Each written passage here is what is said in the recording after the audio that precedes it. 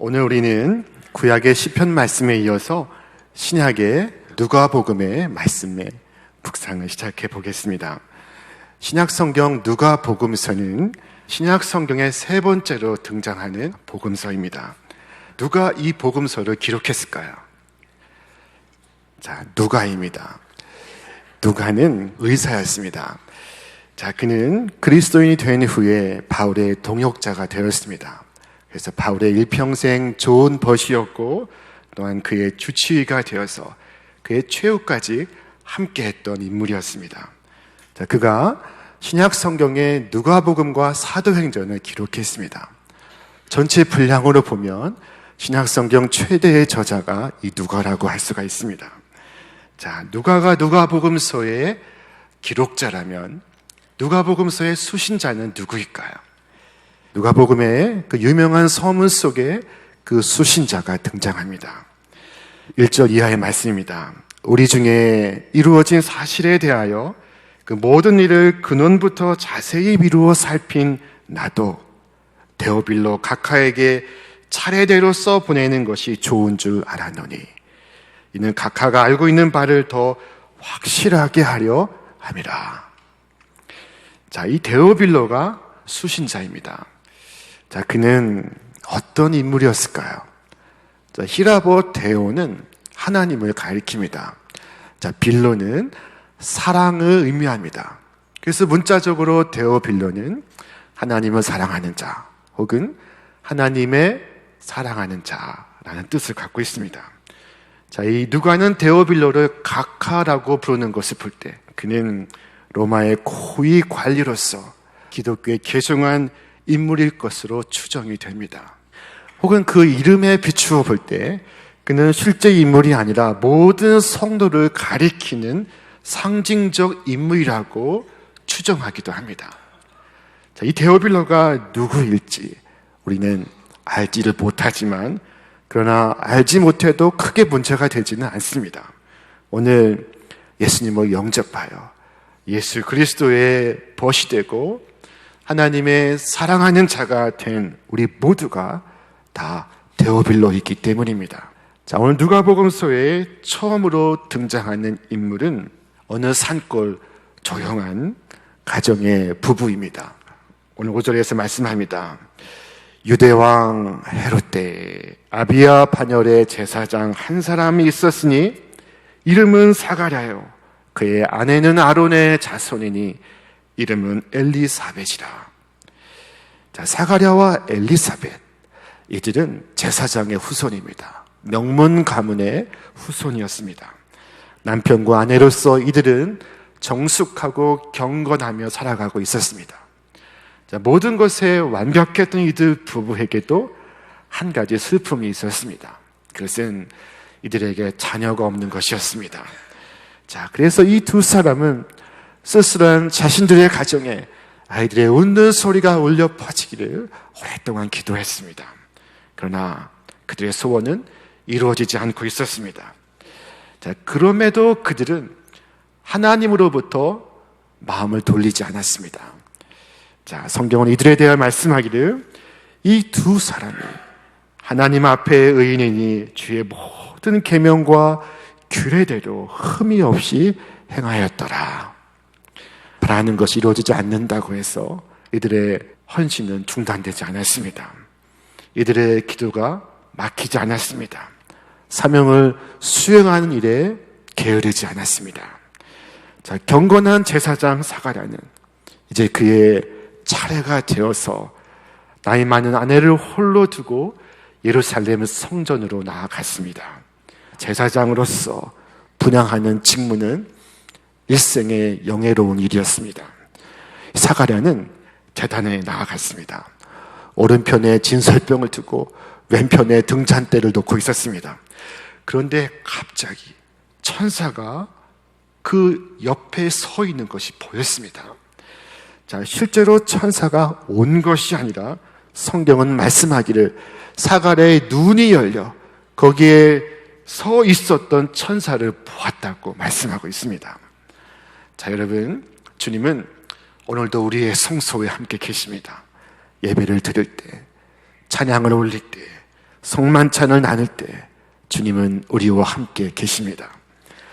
여러분, 가정마다 식탁에 이런 문구를 달아보시기를 바랍니다. 예수 그리스도는 우리 식탁에 보이지 않는 손님이시오. 우리의 대화를 말없이 듣고 계시는 분이시다. 영의 눈을 열어서 우리와 함께 계시는 주님을 바라보실 수 있기를 바랍니다. 자, 교회에서뿐만 아니라 가정에서, 일터에서 주님을 날마다 만나고 경험하고 증언하시는 여러분과 제가 되시기를 바랍니다. 자, 분향하고 있던 사가랴는 향단 오른편에 우뚝 서 있는 천사를 보고 깜짝 놀라 무서워했습니다. 자, 그러자 천사는 그에게 이릅니다. 천사가 그에게 이르되 사가랴여 무서워하지 말라. 너의 간구함이 들린지라. 내 아내 엘리사벳이 내게 아들을 낳아주리니 그의 이름을 요한이라 하라. 너도 기뻐하고 즐거워할 것이요 많은 사람도 그의 태어남을 기뻐하리니. 자, 천사가 사가랴에게 전하여 준 소식은 하나님께서 그에게 아들을 주시겠다는 소식이었습니다. 이 사가랴는 오랫동안 간구했고 이제 나이가 너무 많아서 포기를 하고 있었습니다. 그런데 하나님께서 오랜 그의 기도를 들으시고 그에게 때에 맞게 아들을 주시며 그의 이름까지도 계시하고 있었습니다. 자, 천사는 장차 요한이라고 불리게 될 그 아들의 인물됨에 대하여 이같이 소개하였습니다. 이는 그가 주 앞에서 큰 자가 되며 포도주나 독한 술을 마시지 아니하며 모태로부터 성령의 충만함을 받아 이스라엘 자손을 주 곧 그들의 하나님께로 많이 돌아오게 하겠습니다. 자, 주 앞에 큰 자가 되며 라고 말씀합니다. 그에 대하여 구약의 선지자 말라기는 이와 같이 예언했습니다. 보라, 여호와의 크고 두려운 날이 이르기 전에 내가 선지자 엘리야를 너희에게 보내리니 그가 아버지의 마음을 자녀에게로 돌이키게 하고 자녀들의 마음을 그들의 아버지에게로 돌이키게 하리라. 돌이키지 아니하면 두렵건대 내가 와서 저주로 그 땅을 칠까 하노라 하시니라. 자, 이 말씀은 구약성경 맨 마지막 장, 맨 마지막 대목의 말씀입니다. 자, 그리고 400년이 지난 후 세례 요한이 등장했습니다. 자, 그는 선지자 말라기가 예언하였던 선지자 엘리야였습니다. 자, 그를 향하여 누가는 이와 같이 기록을 했습니다. 그가 또 엘리야의 심령과 능력으로 주 앞에 먼저 와서 아버지의 마음을 자식에게 거스르는 자를 의인의 슬기에 돌아오게 하고 주를 위하여 세운 백성을 준비하리라. 자, 요한은 많은 사람들에게 회개의 세례를 베풀었습니다. 자, 그로 인해 그는 세례 요한이라 혹은 세례자 요한이라 불리게 되었습니다. 자, 그는 이스라엘 백성을 향하여 예수님을 가리키며 외쳤습니다. 보라, 세상 죄를 지고 가는 하나님의 어린 양이로다. 자, 요한은 온 인류가 기다려온 메시아를 목격했고 그리고 가장 확실한 언어로 분명한 표현으로 이분이 바로 메시아라고 증거하였습니다. 이 세례 요한을 두고 예수님은 이처럼 말씀하셨습니다. 내가 너희에게 말한다. 여자가 낳은 사람 가운데 세례자 요한보다 더 큰 인물이 없다. 주께서 이처럼 큰 인물로 여기신 세례 요한의 특별함은 무엇이었을까요? 많은 것이 있겠지만 단 하나만을 꼽는다면 그것은 예수 그리스도 앞에서 자기를 부인하는 절대적 겸손이라고 할 수가 있습니다. 자, 세례 요한은 당당했던 사람이었습니다. 그는 굽신거리거나 하첨하는 사람이 아니었습니다. 그는 교만한 바리새인들을 향하여 독사의 자식들아 라고 소리쳤습니다. 그는 헤롯 앞에서 그의 죄상을 준엄하게 책망하였습니다. 자, 그런데 예수 그리스도 앞에서 그가 납작 엎드려 이와 같이 말했습니다. 그는 흥하여야 하겠고 나는 쇠하여야 하리라. 자, 당시 많은 사람들이 세례 요한 주위로 몰려들고 있었습니다. 자, 그와 같은 일들을 보면서 세례 요한이 아마도 그토록 기다리고 있던 메시아가 아닐까 하는 생각을 사람들이 갖게 되었습니다. 자, 사람들이 세례 요한에게 다가가 물었습니다. 당신은 메시아입니까? 자, 이 물음 속에는 우리의 생각은 당신이 메시아인 것 같습니다. 우리 생각이 맞지요? 라고 묻는 물음이었습니다. 그냥 그렇다라고 말만 하면 혹은 고개만 끄덕이면 세례 요한은 메시아가 되는 상황이었습니다. 온 백성이 바라고 있습니다. 그가 작은 불씨 하나만 떨어뜨리면 온 민족이 그를 위하여 타오르게 될 것입니다. 자, 그 순간 세례 요한의 반응을 보십시오. 내가 말한 바 나는 그리스도가 아니요 그의 앞에 보내심을 받은 자라고 한 것을 증언할 자는 너희니라. 백성들의 기대와 흥분에 찬물을 확 끼얹었습니다. 이것이 바로 세례 요한의 특별함이었습니다. 여러분, 우리가 정말 좋은 그리스도인 되기 위하여 우리에게 필요한 영성은 바로 이 세례 요한의 영성입니다. 나는 아닙니다. 나는 메시아가 아닙니다. 라고 자기를 부인할 줄 아는 영성, 메시아의 역할하는 것을 부인하고 헛된 영광을 십자가에 못 박는 것입니다. 그는 오히려 말했습니다. 신부를 취하는 자는 신랑이나 서서 신랑의 음성을 듣는 친구가 크게 기뻐하나니 나는 이러한 기쁨으로 충만하니라. 이 세례 요한의 마음속에는 시기와 질투가 조금도 없습니다. 자, 이렇게 시기와 질투가 없으려면 자기 정체에 대한 분명한 이해가 필요합니다. 세례 요한은 자기 정체감이 분명했습니다. 그는 자신을 신랑의 친구라고 말하고 있습니다. 자신이 신랑이 아니라는 것입니다. 자기가 주연이 아니라는 것입니다. 나는 신랑의 친구이다. 나는 내 위치에서 기뻐하노라. 자, 위치 감각이 분명합니다. 어디까지나 나는 신랑의 친구입니다. 끝까지 친구입니다. 이것이 중요한 것입니다. 그가 세상에 온 것은 예수 그리스도를 증거하기 위함이었습니다. 성경은 말씀하기를 이르되 나는 선지자 이사야의 말과 같이 주의 길을 곧게 하라고 광야에서 외치는 자의 소리로다. 그에게 혹시 메시아가 아닙니까? 라고 물어보는 사람들이 많았지만 그는 끝까지 부인하면서 나는 광야의 소리라. 나는 증인이다. 라고 말했습니다. 여러분, 간혹 이 21세기 대한민국 서울에도 자칭 메시아가 있습니다. 재림한 주라고 주장하는 사람들이 있습니다. 한 번은 10몇 년 전에 방송국의 카메라가 그를 찾아가 그와 인터뷰를 했습니다. 자, 그때 그가 하는 말이 부정을 하지 않습니다. 남들이 나를 그렇게 생각한다고 남들에게 책임을, 이유를 돌리고 있는 것이었습니다. 자, 여러분, 오늘 이 땅에 누구도 메시아가 아닙니다. 더욱이 재림하신 주는 더더욱 아닙니다. 세례 요한은 자기 한계를 분명히 아는 사람이었습니다. 내가 그리스도의 위치로 올라가서는 안 됩니다. 나는 어디까지나 증인이며 그리스도를 위하여 존재하고 있음을 잊지 말아야 합니다. 또한 그리스도의 영광을 받아서도 안 됩니다. 그리스도만 영광을 받으시고 그리스도만 높임을 받으셔야 하기 때문입니다. 자, 사람들은 세례 요한을 무한히 존경했고 어떤 이들은 그를 메시아라고 믿고 있었습니다. 자, 여러분, 중요한 것은 이렇게 칭찬과 존경을 받으면 자기 자신을 잃어버린다는 것입니다.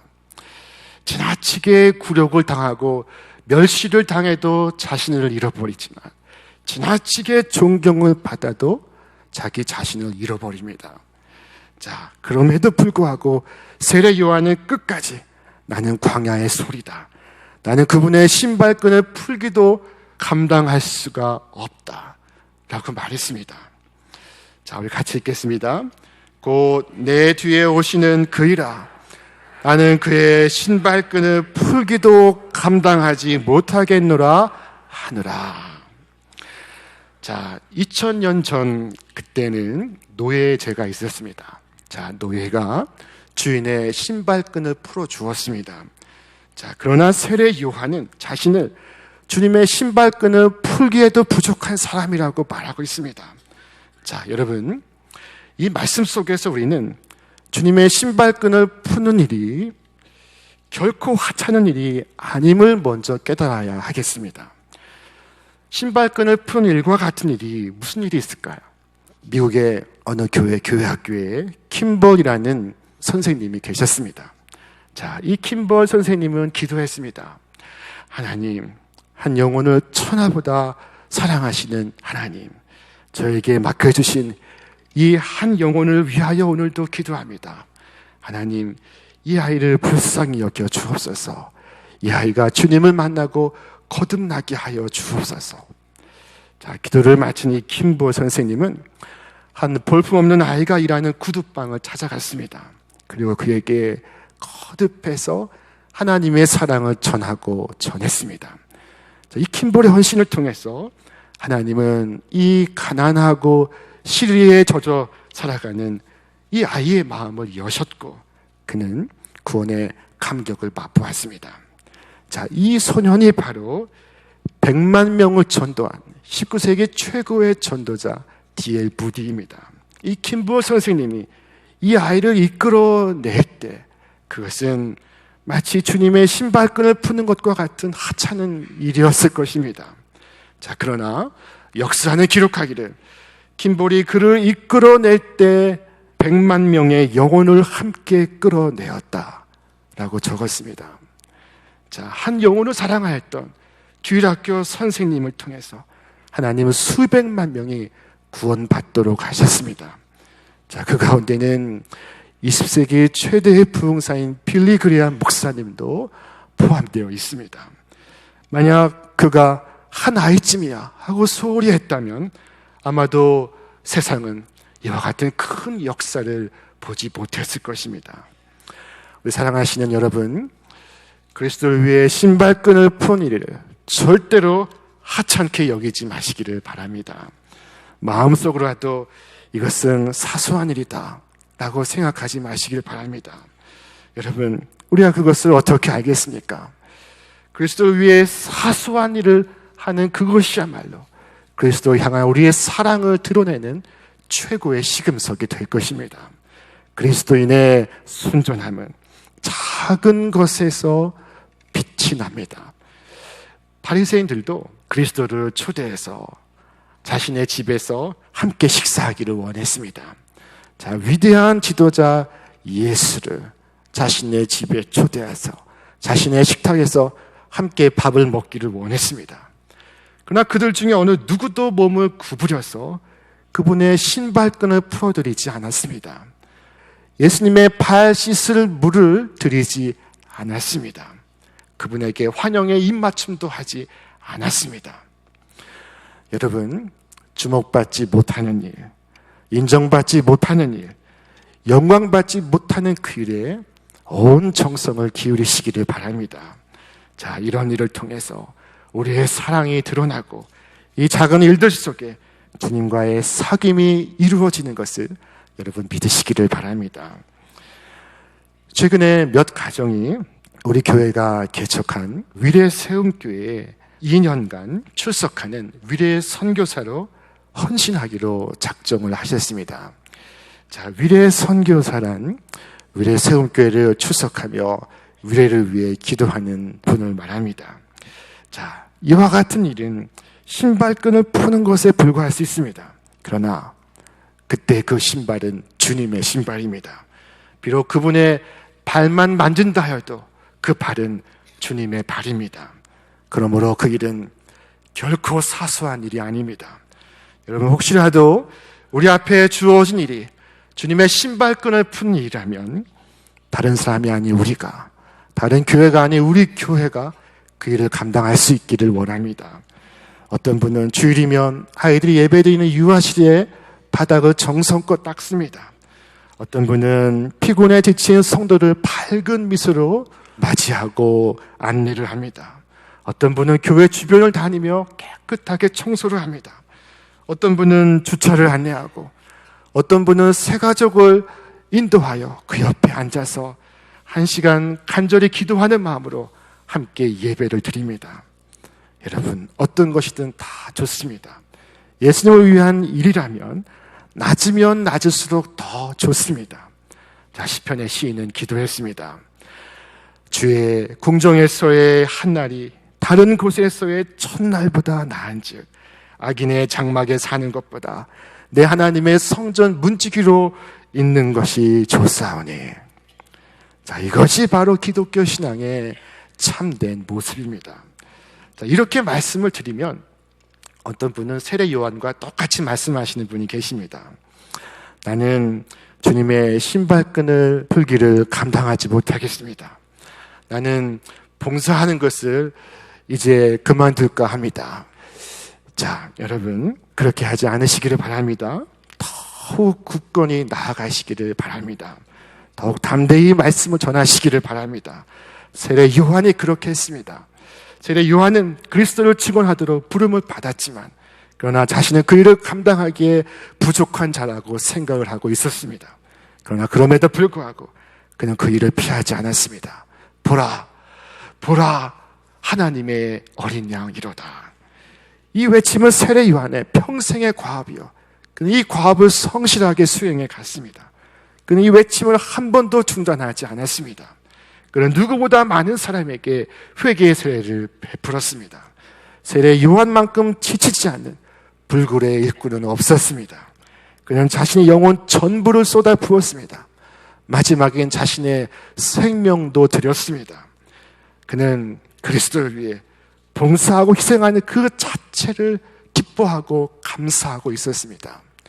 정말로 사랑하는 자를 위해 수고하면 그 수고가 더 이상 수고가 되지 않습니다. 그 수고는 그 자체로 기쁨이요, 즐거움이요, 보상이 되는 것을 여러분 기억하시기를 바랍니다. 자, 이 수고 뒤에 칭찬을 바라거나 보상을 받아서 수고하는 것이 아닙니다. 수고 자체가 기쁨인 것입니다. 자, 요한의 기쁨이 바로 이러한 기쁨이었던 것입니다. 그의 기쁨은 한마디로 쇠하는 기쁨, 하늘의 밀알로 썩어지는 기쁨이었습니다. 자, 그는 말했습니다. 그는 흥하여야 하겠고 나는 쇠하여야 하리라. 내가 쇠하여 그가 흥한다면 나는 기쁘게 쇠할 것이요, 내가 참아서 그가 복되다 한다면 나는 기쁘게 참을 것이요, 내가 고난당해서 그가 영광을 받는다면 나는 기쁘게 고난당할 것이요, 내가 죽어 저가 산다면 나는 기쁘게 죽겠노라. 이 신비로운 기쁨을 갖는 자야말로 참으로 행복한 사람입니다. 자, 이 기쁨이 있는 사람이 바로 그리스도인이요, 그리스도인은 세상은 알 수 없는 기쁨의 이유를 간직한 사람입니다. 자, 우리에게 이러한 기쁨이 있기를 바랍니다. 이러한 기쁨으로 충만하시기를 바랍니다. 이것이 믿음에 근거한 기쁨이요, 성소에 나타난 기쁨이요, 참 기쁨을 아는 자의 기쁨인 것입니다. 여호와 보시기에 큰 자가 되기를 소원하시기를 바랍니다. 그것이 여러분의 바람이 되시기를 바랍니다. 주님으로부터 큰 자라 하는 칭찬을 받는다면 사람들이 나를 어떻게 볼까, 어떻게 생각할까 하는 것은 조금도 문제가 되지 않을 것입니다. 세례 요한처럼 하나님 보시기에 큰 자가 되며 영원한 기쁨을 간직하시며 그 기쁨을 누리며 살아가시는 우리 신촌의 모든 성도들 되시기를 주님의 이름으로 축원합니다.